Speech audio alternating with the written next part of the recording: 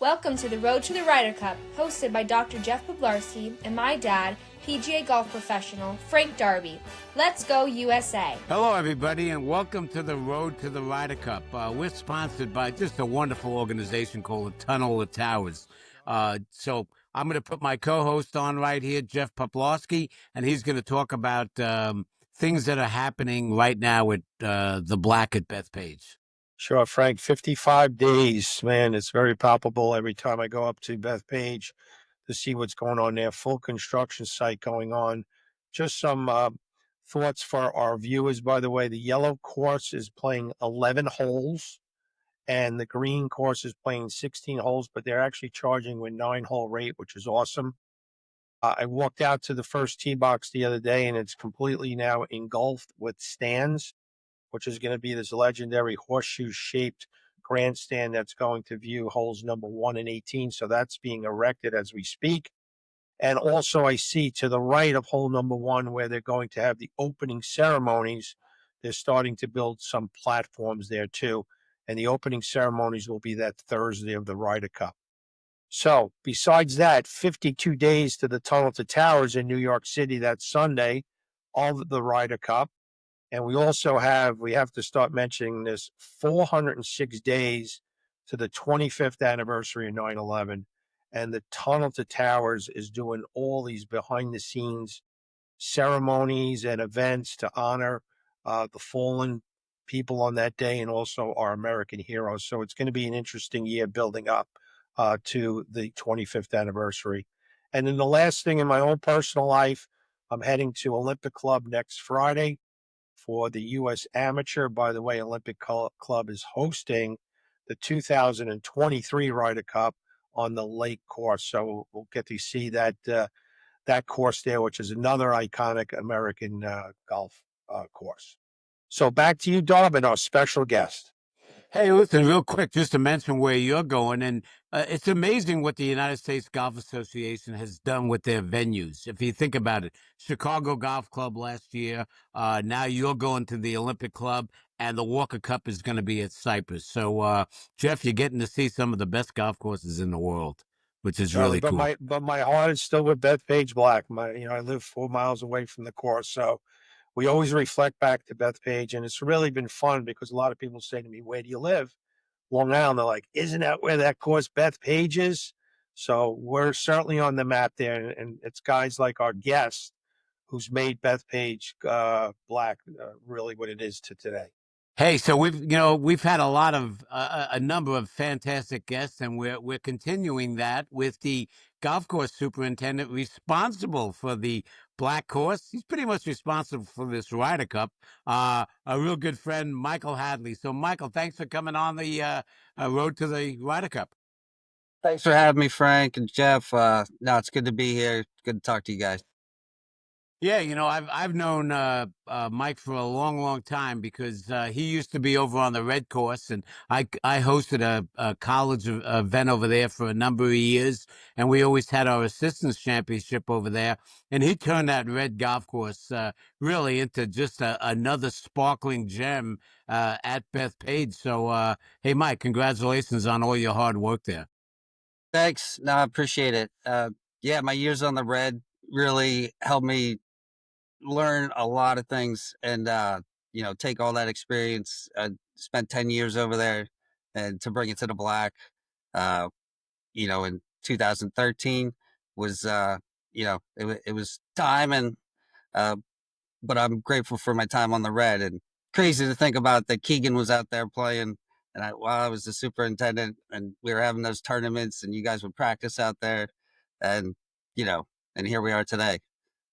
Hey, Mike, Keegan loved the red course as well. They hadn't been playing the black that much yet, but that red golf course, I think a lot of people are finally starting to learn about it. You've got a lot of outings out there, so people are seeing it. And, that's a typical Tillinghast layout. You can kind of hang around there on the front 9, and then you turn into 11, and then it's hang on for dear life down the stretch. But like I said, I remember being out there on the red, and pretty much the only guy working out there was Mike Hadley, and they kind of left it to you out there. But hey, Mike, just give us a little bit about your upbringing and how you became a a famous superintendent right now. I don't know about famous, but yeah. So, I mean, my story. I'm from Pittsburgh originally. I was actually born in upstate New York in Rochester, but moved to Pittsburgh when I was 2 years old. So I'm really consider myself a Pittsburgher. Uh, Worked at, my first job was a cart boy at the local golf course, and then started talking to the superintendent, and he went to Penn State, so he kind of led me to Penn State, and then from there. I have two cousins who were superintendents out here on Long Island. I have some family out here, and my one cousin at the time was working at Century Country Club in Westchester, and he said, if you want to see what real golf is like, come work a summer out with me. So I did that in 94, 95, somewhere around there. And that summer was when Bethpage was awarded the U.S. Open, and Craig Courier was taking the job, and actually helped him weed whack his backyard. And I saw Bethpage before the renovation, and I was like, oh, how are they going to hold a U.S. Open here? Because it was really pretty run down. It's not the same course today. And but then I went to Penn State, did some internships around Pittsburgh, stayed home, but always kept in touch. And then in 2000, when I graduated, came to came to work for Craig, and do that 2002 U.S. Open, and thought I would go back to Pittsburgh. But then life happens. You meet a girl in Long Island, and she's not going to leave. You have kids, and then in the year after the Open, Riedlinger, who was taking care of the red course, went to take care of Montauk, and Craig offered me to take care of the red course, be superintendent over there. So I took that opportunity, and like I said, I learned a lot just being out there, like you said, pretty much on my own, with a small crew, uh, doing everything. But you have the freedom here to do a lot of things. So it's I've really enjoyed my time working here. And Mike, you told me the other day, I asked you if you had some concerns, with the golf course, and you gave me four categories there. You said the play, the heat, the wear and tear on the course, and the disease, potentially with the greens and grass. My question to you is with the play, how many people play Bethpage Black daily, weekly, and yearly? And how many rounds are on all five of the golf courses at Bethpage? well, I mean, in a normal year, we're doing on the black course around 30,000 rounds, and then the other courses can be 45 to 50. It depends on weather, how many times we're getting rained out, things like that. Um, this year, we're trying to limit the rounds on the black a little bit by reducing the tee times, but we're still putting out really around 120 rounds a day, and it's been busy. It's been busy this summer, and that's it's hard to get through a summer out here, unblemished, I would say. There's always going to be, you know, just the wear and tear of the golf course, and the play. You're going to have, things are going to get beat up a little bit. So uh, that was my concern with the play, but we're getting through pretty good. Thankfully, we got some rain last night, and the temperatures have dropped. The humidity's gone because it's been really just like a sauna out there for the last feels like the last month or so. Once the weather turns, and we have some recovery weather, which it looks like we're going to get into, we'll be able to start to mend, anything that needs repaired. Hey, Mike. So how much does not having golf carts and being a walking golf course help the black golf course conditions? It's an immense help. I mean, when you get hot and dry, and we're trying to keep our water, not too much, not too little, right on. But the cart traffic, I mean, you see it on the other courses how they get beat up, but it's it really helps the black. It helps the rough stay up and stay thick. So it's really helpful not to have carts. You know, Mike, I saw a statement that said that May, the weather is working with you. August, the weather is working against you. I know you can't predict the weather, but what do you think the weather is going to be in late September? Is that going to be a positive situation or a negative situation? It should be positive. I mean, um, as most golf course superintendents do, we look at the weather like every 10 minutes, and I've been looking at every long range forecast I can find, and it looks pretty favorable. I mean, last September, if you remember, it was very dry and it didn't even rain at all, which isn't a bad thing. We can add the water, but at least the temperatures, the daylight is shorter. Your night's longer, so that's a lot of your recovery is happening then. So it trends much better in late September. Yeah, Mike, being the, I'm also the sports medicine director for that Tunnel to Towers run in New York City with over 30,000 runners. Just for the record, the last Sunday in September for the last 2 years, we had torrential downpours on that Sunday, which was a nightmare for the run and wearing ponchos and stuff. But hopefully we don't have that type of weather this year. But talking about the Tunnel to Towers, Mike, that's our sponsor. They're a great organization. You could go on their website, t2t.org, and make as little as $11 a month donation to assist our American heroes. So we're going to go with commercial break and hear from the Tunnel to Towers. Hi, I'm Gary Player. I'm a professional golfer. I've won 165 tournaments, and I'm one of 5 golfers to achieve a Grand Slam career victory. But what means more to me than all of this is my ability to give back and do good, particularly to the United States of America.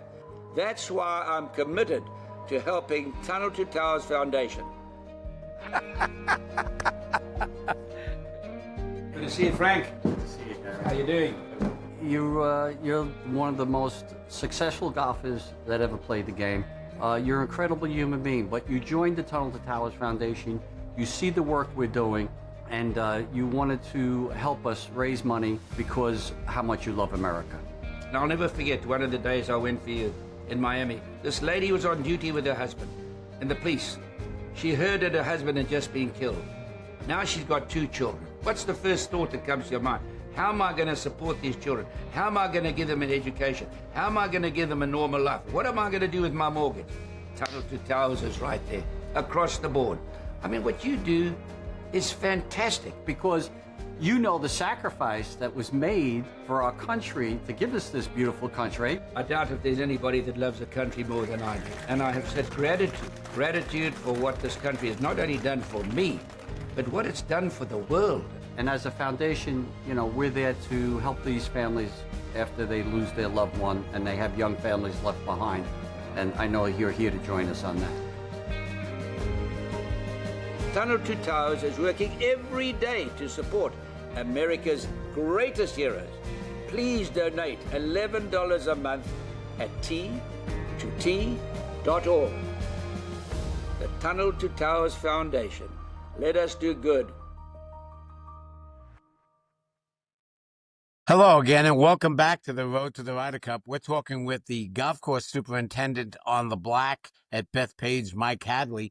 So, Had, let me ask you a little bit of a question. Just tell us about, everybody's had mentors their whole life, and I'm very close with, all you guys, but very close with Craig Curry as well. So just tell, what has he done to influence your superintendent's life? Yeah, Craig's been a big influence, of course. Worked with him for 10 years here. And, that was, I always like to say I worked with, the young Craig Currier. He's changed a little bit now, not a whole lot, but, work ethic is the biggest thing. I think I had it, already, but, watching him and seeing, his level that he wants to get everything to, and The way he views the golf course is, I took a lot of that from him, and so I'm very appreciative to the time that we had together, and I still talk to him almost daily or weekly for sure, and so he's a great resource to have around. When I have a question, something's going on the course that might want a second opinion. Yeah, I know that I was with him yesterday at Glen Oaks, where he's now the superintendent, and I asked him, "Will he be spending some time over there?" And he's like, "Oh yeah, I'll be around." And what is going to be? I know you got a staff of about 20, 25 people right now. How much volunteers are you going to get from the rest of the superintendents on Long Island? We'll have a big contingent from Long Island. A lot of former employees coming back. I've seen so many faces come through this place that have worked here. That a lot are superintendents and have their own crew. A couple on the island, and they'll be sending guys over. All in all, we're gonna have somewhere between 150, 180 extra volunteers. Even, this is people from all over really the world that are going to come and help. A lot of them have helped, in past tournaments, 2019 and any of the Barclays and even back to the Opens. So it's good to have a lot of familiar faces back on site and guys that know where they're going and really know the property. So it's going to be fun. Yeah, Mike, I think you had mentioned to me Kerry Haig the other day, Chief Championship Officer of the PGA of America.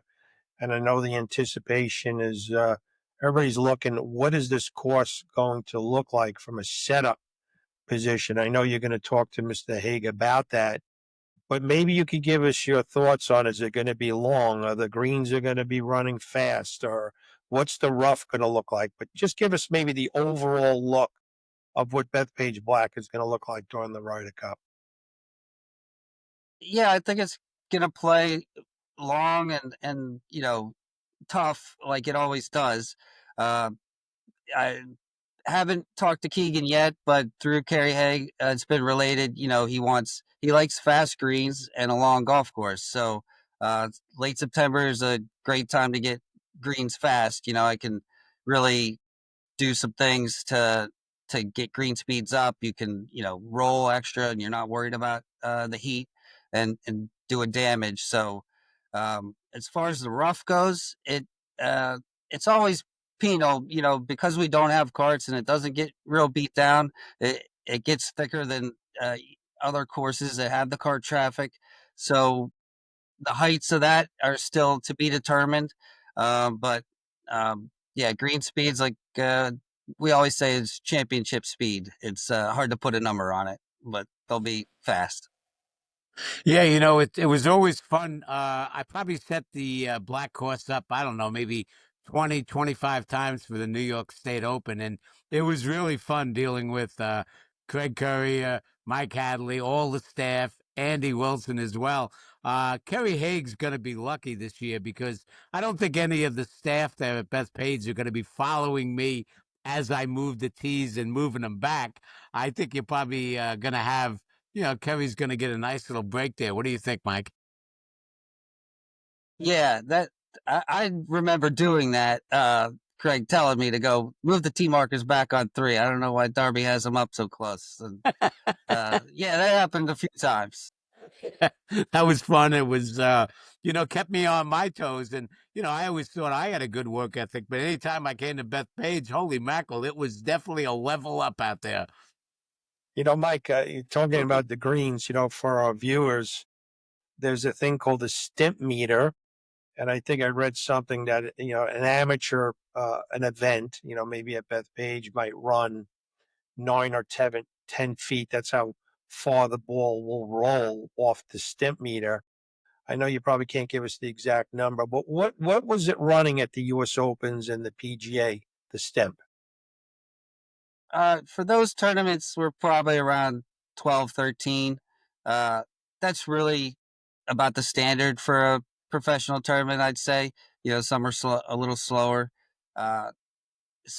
our greens, we can get them faster because they're flat. Yeah, some courses where they have a lot of undulation in greens, it can almost get too fast, like we saw at Shinnecock for the Open. So there's a fine line there, but with our greens being predominantly flat, we can get speeds up pretty fast. Yeah, I can tell you a real fast story. I was on Craig's cart with him. I think it was the first to open there as well. And if I'm not mistaken, Richie Spear, who was at Piping Rock at the time, was kind of radioing in, and I had a headphone, and I heard him say it about, I forget what time in the morning it was, but he did say that the greens were looking a little blue at times. I think they were getting up there, maybe 14, 15, I think, just because of conditions as well. Do you remember that? Yeah, if you get the right weather and you let them dry out, they really firm up, and yeah, you can touch those 14, 15, 16 numbers. Uh, so if you get wind and yeah, dry conditions, you can get them pretty fast. I got a feeling that if there's one person that's going to hit 20 on the stimp, it's going to be Craig Curry. Would you agree with that? He probably already has, maybe during the state open last week. Yeah. Yeah. Mike, for our viewers, I remember 2009, the U.S. Open at Bethpage. I remember the water was kind of settling on the greens, and they were out there with squeegees and kind of getting the water off there. But tell us a little bit about the anatomy of a green. What's under the grass, and what kind of levels are there? Could you elaborate on that? So, most of our greens are old push-up greens, which they just pushed up the topsoil in the front and built the greens from that. And then over the years, they've been modified with sand top dressing that we pretty much have a really 10 to 12-inch layer of sand and soil that's predominantly sand, and that's our growing medium. But after those that early opens there, with all the rain, we put drainage in the greens, and that's helped immensely when we get these big rains. So the greens drain pretty well. Uh, it's the fairways right now that we haven't put drainage everywhere, and if we get big rains, those are the concern for me right now more than the greens, is just having wet fairways. It's kind of cool just talking with Mike Hadley here because of his passion for just, being a great superintendent and the black course as well. But he has another passion right now, and that's also the Pittsburgh Steelers. So we need to talk a little bit. How are you with your new quarterback, Aaron Rodgers, coming in? Are you excited about the first game against the Jets at the Meadowlands? Yeah, very excited. I mean, he's wearing my colors now, so I'm a fan now. That's how that works. Uh, and interestingly enough, the Steelers play the Sunday of the Ryder Cup in Ireland, and it'll be on at 9 a.m. So the play doesn't start till noon. So you might see some football on the TVs up here before the play goes out. Oh, that'd Kind be of works out cool. nice. Yeah, it does work Looking out for nice. Mike. looking for. Yeah, Go ahead. what are you looking for, Mike? A victory, right over there. Two victories that day. Yeah, Steelers should be 5-0, and USA dominate the cup. That would be a great day. I'm gonna have to get on DraftKings and see if I could parlay that bet. I'll let you know if they'll take that. Yeah, that will be a good one.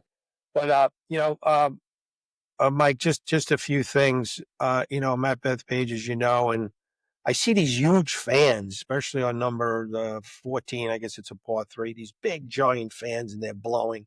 What's the responsibility of those fans? It's really just air movement. There'll be. I mean, we used to have one on 3 green. Really, the fan I have now is just up on 16 tee, because the tee is really surrounded by trees, and you get into this summer weather where it's humid all the time and really not a lot of air movement. That the idea is just to kind of get the air moving, and it helps the grass, uh, you know, a better environment for the grass to grow. Awesome. Another thing I wanted to ask you about is the temporary roads. I know that's one of the first things they did on the Black. As we talked before, you don't have golf carts that could penetrate on the Black, which keeps it even more pristine. But I know the PGA of America, that's one of the first things they do is they snake roads through the courses so they could do all of the deliveries and construction and stuff like that. How many miles of roads was that? And just give me a little insight on the roads, the temporary roads. Yeah, they put a lot of RCA down. Most of that goes on the other courses, like the green course and the red course, where they're building the massive tents, and they're really for for delivery of all the materials they need to build the tents. And then out on the yellow course, there's actually paved the 10th fairway, because that's going to be the bus drop off and Uber drop off, and uh, it couldn't be a gravel road. They had to really put a real pavement in there. So it's a big undertaking, and then it's even a bigger undertaking to take it out and start to regrow grass under there again. Mike, what do you do with a lot of the areas where all the tents and stands are? Do you sod them or do you overseed? We it's a little bit of a mix, but for the most part, we overseed. We'll aerify those areas, try to loosen the soil back up, and then just seed them. It's This will be interesting, being that it's so late Yeah. in the year. By the time they get everything up, it might just be a more of a springtime thing where we're trying to get things recovered and back growing again. It's going to take a little time to recover fully before the park is back to normal. Mike, being a golf performance specialist, I have all kinds of programs for golfers, but I do have a nutritional program, a golf nutrition program, where we make recommendations to golfers to reduce inflammation in their body from a sore back. We give them supplements and diet advice, or to think better. We tell them about hydration and minerals that they could take to have better thoughts on the golf course.